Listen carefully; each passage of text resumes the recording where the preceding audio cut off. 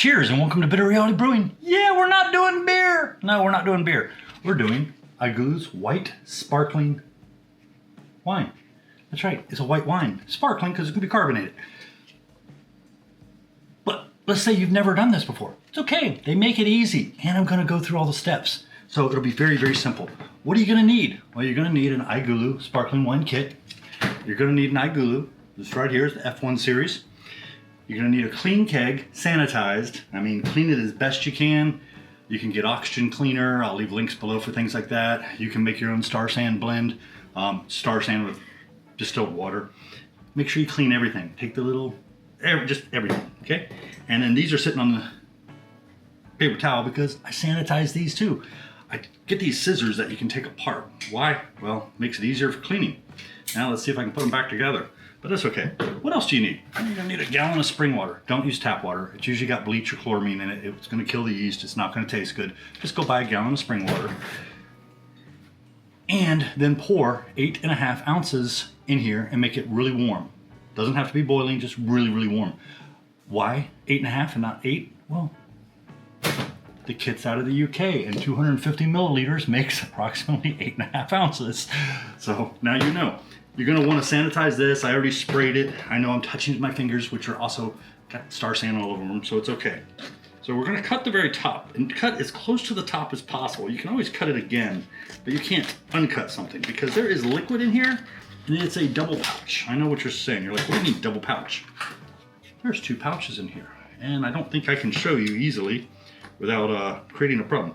So when I reach into this pouch, on one side is liquid, on the other side, there's dry packets. Yeah, and there's some more stuff in here, I believe.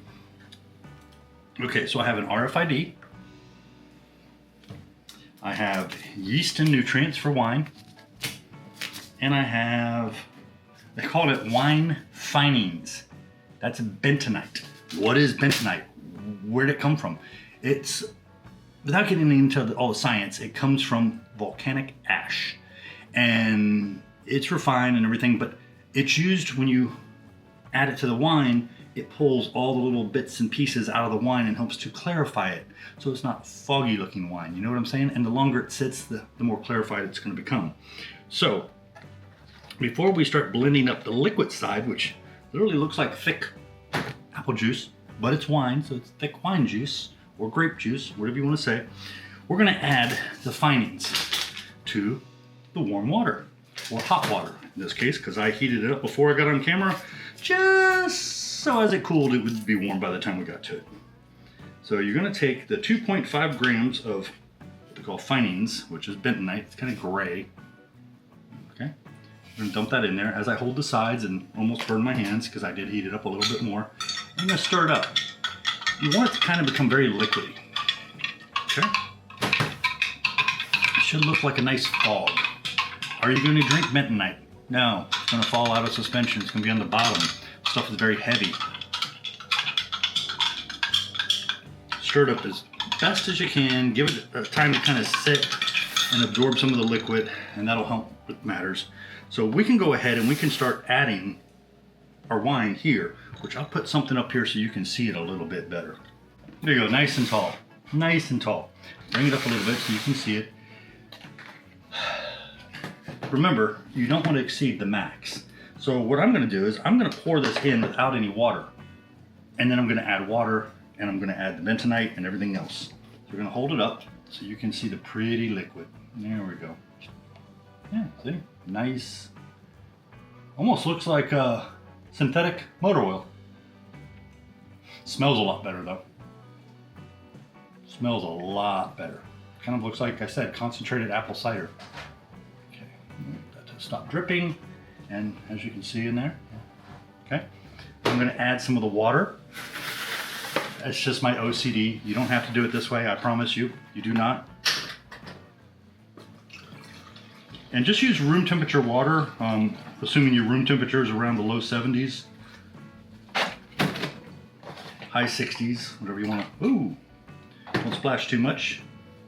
You can use your spoon if you want, but have the bentonite because it's all going to go to the same place. keep everything in a clean area as you're touching things so that way you don't contaminate anything. Okay. And actually, the bentonite's kind of warm. I can go ahead, stir that up, pour it in here. Why? Because warm water always breaks things up a little easier.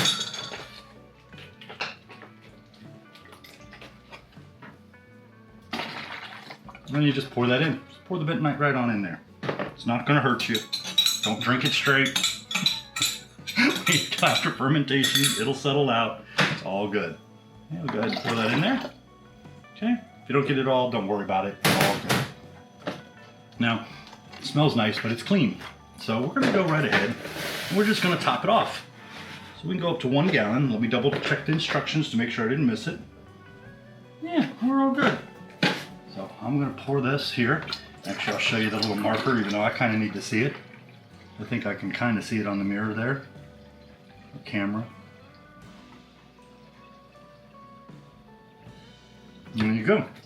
Now, you do not have to do this. Your mileage may vary, but I like to stir it up. I like to oxygenate it. Why? Because the yeast is going to eat up all that oxygen and use it to multiply and do a better job.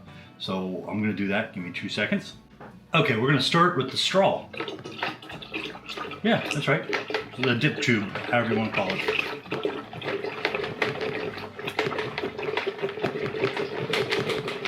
Very get vigorously, if I can say the word. Okay, there we go. I'm going to stick this onto the top piece that's going to go onto the keg. Now we need our yeast, which I've already misplaced somewhere, so we'll have to figure out what I do with the yeast.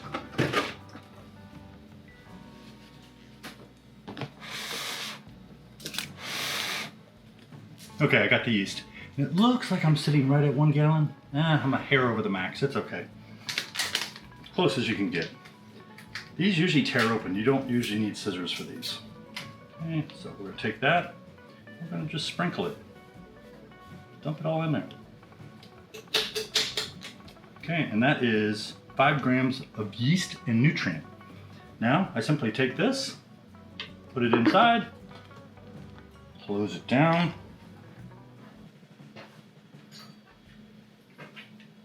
grab my iGulu C-clamp.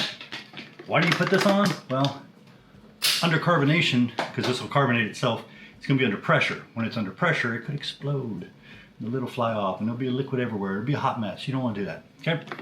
Now, I'm going to connect the CO2 piece on here. Why? Because I like to know on the front what the pressure is. So we'll take this, set the wine in there. And if you ever have an iGulu that starts to smell just funky inside, baking soda, just sprinkle baking soda, leave it overnight. Next day, clean it out. It is a little pain to clean, but it'll get rid of all that odor. Okay, we're gonna pop that down.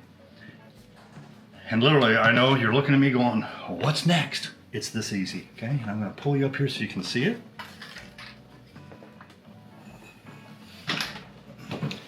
Also, call it a pro tip, call it whatever you want. If you haven't done the software update on your iGulu in a while, do it. If you can't get it to connect to the Wi-Fi to do the update, I've seen that many times. Super easy. Reset settings, use your phone, repair, reconnect it to the Wi-Fi, do the update, you're good. I haven't had that problem in a while, but I did when iGulus were first coming out, but they seem to have resolved that problem. Okay, so here's the RFID. If I can find the spot, there it goes. And it says something on the front that I can't see. Sparkling white wine, we say next. It says 12 days at 68 degrees Fahrenheit, 5 days at 35 degrees, which is its carbonation. And there we go, brew. I think it took it. Yep, there it goes. And that's it. And if you ever want to try doing some sort of juice at the supermarket, make kind of a juice carbonated wine, you can do it and you can use the same thing if you have the right kind of yeast. So yeah, makes life really easy. I'm gonna put this on. We're gonna let it do its thing for a couple weeks. It's gonna take about 3 weeks total. We'll do a taste test and it'll seem like the next day to you, but for me, it'll be 3 weeks from now. Hey, if you're looking to get an iGulu right now, they're doing a $50 per month lease that includes 36 gallons of whatever you want. And it could be like literally the $20 to the $50 kits. But every month you get to pick 2. That's right. And it's $50 a month for 18 months and then you own it. There is a $150 refundable deposit. And every month you get to pick the ones you want, cancel anytime. I think it's an amazing deal. So I'll leave a link for that too. Yes, all my links are affiliate links for these things. But yeah, I appreciate you. They don't cost you anything extra. Cheers.